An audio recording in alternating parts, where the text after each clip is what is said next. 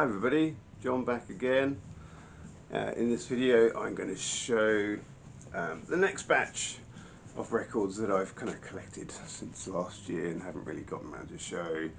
Ones that don't fit quite in my normal sort of genre of records that I show, and that is 80s pop. Now my last video was 80s rock.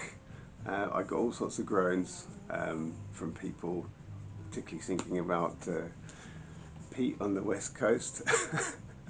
He calls it the dreaded decade apparently. Doesn't like the production, and yeah, I get that. 80s was a special time, I think, in many ways. I think there's a lot of badly produced music that come out of the 80s, but I also think there's some good stuff as well. I'm wondering if, if you listen to music or artists that made their name and made their style in the 70s, if they really suffer come the 80s because of the change in production values, a different sort of style of music being produced for the radio, of the sort of the younger pop and rock acts and things like that, and also the change of technology. I don't know. And I wonder if, some of the bands that were coming up in the 80s, if they perhaps had a different relationship to that production, and perhaps they sort of used it a little bit better, I think.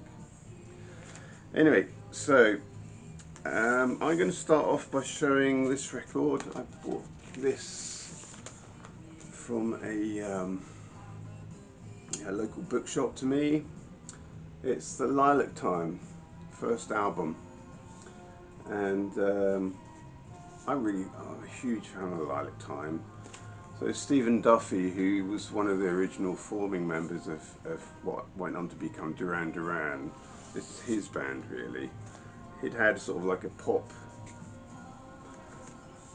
or the beginnings of a pop career, and then I think he just couldn't get any interest from any record company executives and things, so he formed together with his brother this band, the Lilac Time, which I think you would probably say was sort of alternative pop of its day. So this is their first album. What I'm going to show next is not a record from the 80s, but it's also by the Lilac Time. It's this one. Looks very similar, doesn't it? This was released in 2019 by the Lilac Time, and it's essentially the same image. This is a photograph of that building. This, it's sort of like a patch, sort of like a sew-on patch that you might have and sew onto your jacket or something, of that same image, sort of rendered to look like that anyway. Yeah, not from the 80s, but I just thought I'd show it because of the similarity of the covers. That's actually what I'm listening to at the moment. Very comfortable music to hear.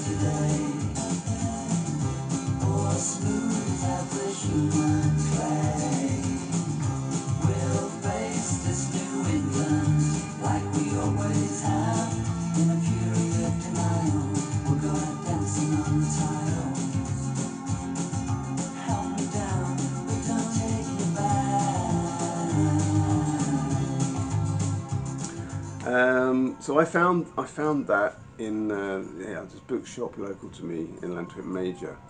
I didn't pay very much money for it, but it was a really good find. This is a 12-inch record by the Assembly. Now, the Assembly were sort of a super double act, if you like, by Vince Clarke of I think originally from Depeche Mode fame, and the singer Fergal Sharkey. As far as I know, this was their only collaboration. Such a shame, because it's a really, really beautiful single, and you can't help but wonder, well, so why didn't this go further? You know, why didn't they do more? I don't think anyone really knows. It's just that maybe Vince Clarke, who was quite a hot property at the time, wasn't he? Fergal Sharkey being the vocalist from the Undertones. But Vince Clarke, I think, yeah, probably had other ideas of what he wanted to do, and he didn't hang around. This is quite a nice little find. It was on a sort of a very colourful vinyl. What do you call that? Streaky vinyl or something like that? Splatter vinyl.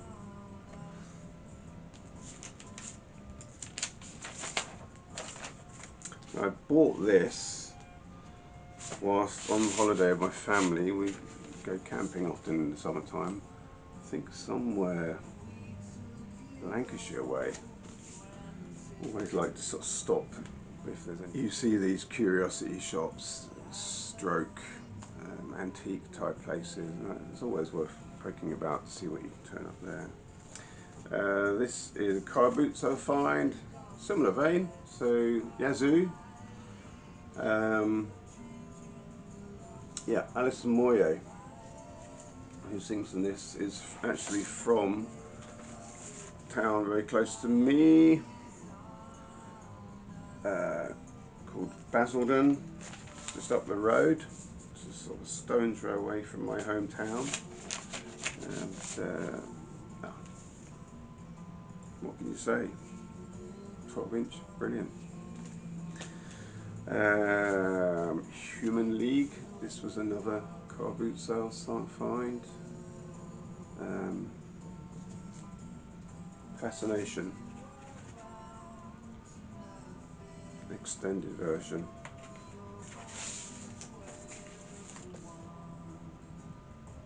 Human League. Now some albums. This is Keep Moving by Madness. You know, Madness were hugely popular in the 80s. They really were. And I mean, their records aren't hard to find.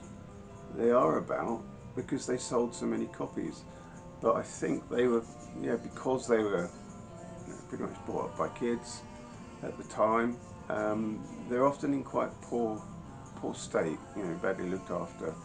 And we have to remind ourselves, these records were owned by children, essentially. And this one isn't too badly. It's quite well preserved. It's Madness.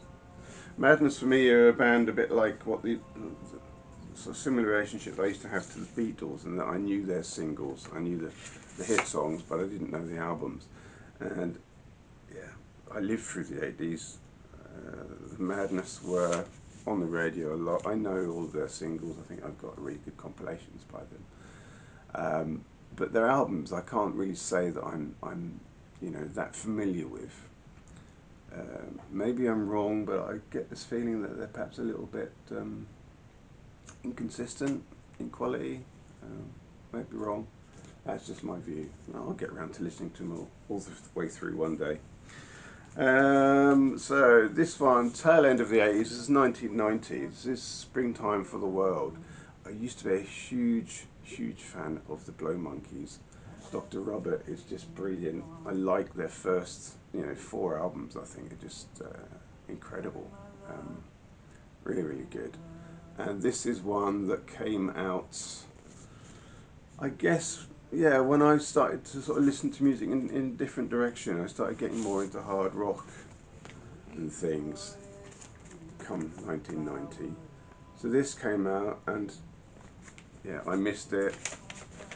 I've seen it sort of for sale since and not really bothered with it, but I found this at a car boot sale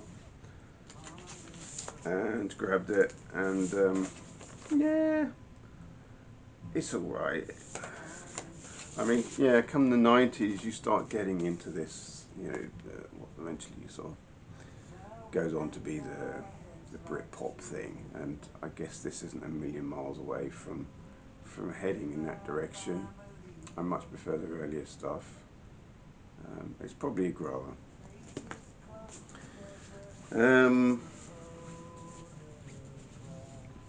Right, now here's two records by a band who used to be a progressive rock band. So that is After the Fire. I've got their first album on CD here, and I really like that. It's really good. I got that during lockdown, and I sort of used to go out and listening to it a lot when I walked my dogs in the summertime during lockdown. It's very zippy zappy. It's got lots of really high sounding sort of mini moog type sounds in it. But it's a lovely record, and I've understood that everything else that they did after that strayed from that original progressive rock quality that they had, and they started to head more towards, quite abruptly head towards more what they call, you know, new wave sounding music. So I haven't been that interested, but I've heard Graham Allen talk often about this band, and he always has great things to say. And anyway, so I picked up a couple of their records from car boot sales last year, and they are surprisingly good. What I was expecting to hear was, you know, records that didn't really appeal to me. I was expecting it to be, I don't know, a bit lame kind of thing, really. But what I think you hear, I mean, yeah, it's not quite as progressive as that first album in terms, but there are still, at least on this record, still quite significant what I would call progressive flourishes. You know, these are really top grade musicians, and they do a fantastic job. And the production, what I find on these, is that it's a bit like those early records by the Jam and the Police. After punk, you get this kind of urgency in the production and the playing of music from bands like the Police and Jam, and I think you find that here. Listen to the drums, for instance, in like the first or second Jam album, first and second Police album. Very tight, very sort of wound up, quick urgency to their playing, and yeah, I like to sort of hear that in this. It's brilliant. I really enjoy this, and I'm glad that I've picked it up. I'm glad I didn't just dismiss it out of hand. And the same goes for this one. Now, I don't know why, but on Discogs this is listed as a compilation, but I don't think it is. There must be some sort of mistake there. So this is batteries not included. But yeah, they're two great records by After the Fire. Been enjoying them a lot. A while ago I made a video about an African jazz record that I picked up in a charity shop here in Wales, and it was the one where it had treasure inside. Basically what it was is that it was a letter that had been sent to and then returned from John Peel on the radio about this particular record and the music, and John Peel had written notes on it and signed it and everything like that. At that very same occasion, on that same day when I bought that, I bought this record. So this is I think the first Orchestral Manoeuvres in the Dark album. Paid £1 for this. It's lovely condition.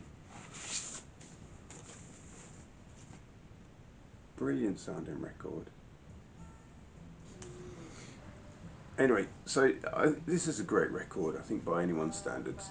Um, they do, I think they make the most of the, the production, and I've heard sort of documentaries where Orchestral Manoeuvres in the Dark talk about, their original synthesizers that they were using and things, and this idea that wherever they went, they had pretty much had to reconstruct a lot of the stuff that they were working with to make music. And so it could actually sound different on on any given day, purely because it wasn't the same structure as it was the day before or the day before that.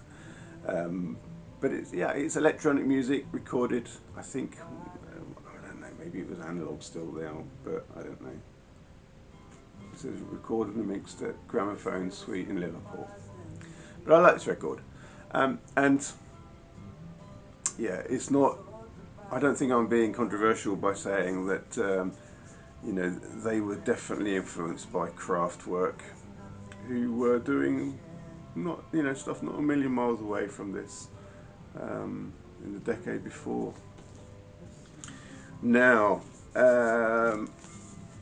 I've shown this record before, not this particular copy. I've got two copies of this with yellow covers, and this is grey. So the other two ones are, one is I think a Canadian press, and the other one is an issue from the Netherlands. And this is my first British copy, and it's grey. And I've been trying to find out the significance of the different colours. I think there's also a blue copy out there somewhere. Does anyone know what the significance is of the actual different colours of the cover? I don't know. Very happy to have a third copy of this. Here we go. Yeah. Another 80s sort of synthesizer based band. This is Heaven 17. Luxury Gap. I don't think it's their first album. It's just come out 82. As I understand it, they are basically half of what used to be the Human League that left and formed their own group. Never been a huge fan. I remember when the single Temptation came out and it was on the radio. Quite an intense song.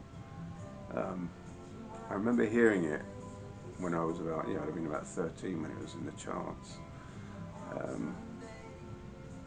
Can't say I'm the hugest fan, but maybe that will change. I haven't played this very much. I've spun it a couple of times and cleaned it, but we'll see.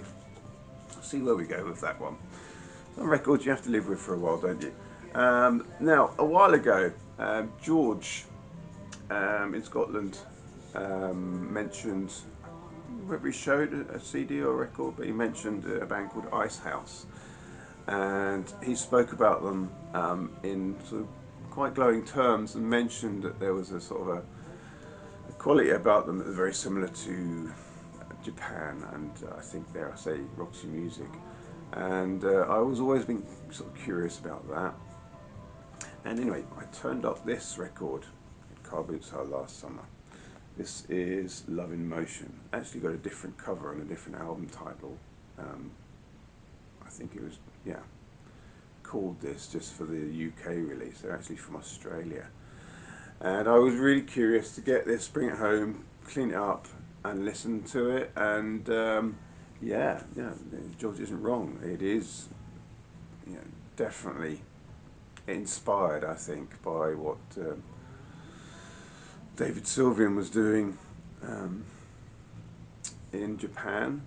And although it pains me to admit it, because of that, there's also sort of small link to some of the music that Roxy Music were doing, particularly in the latter days.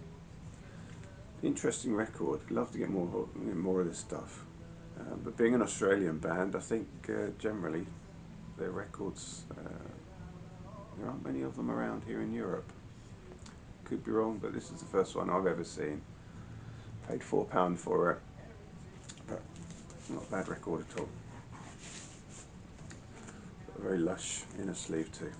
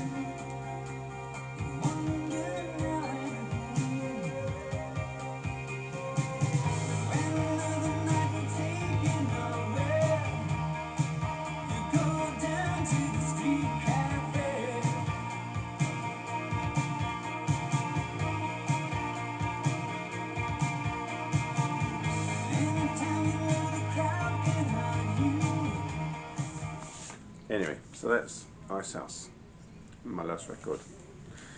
Thank you very much, everybody. I hope you all found this mildly interesting. Check out my next video. Thanks. Bye.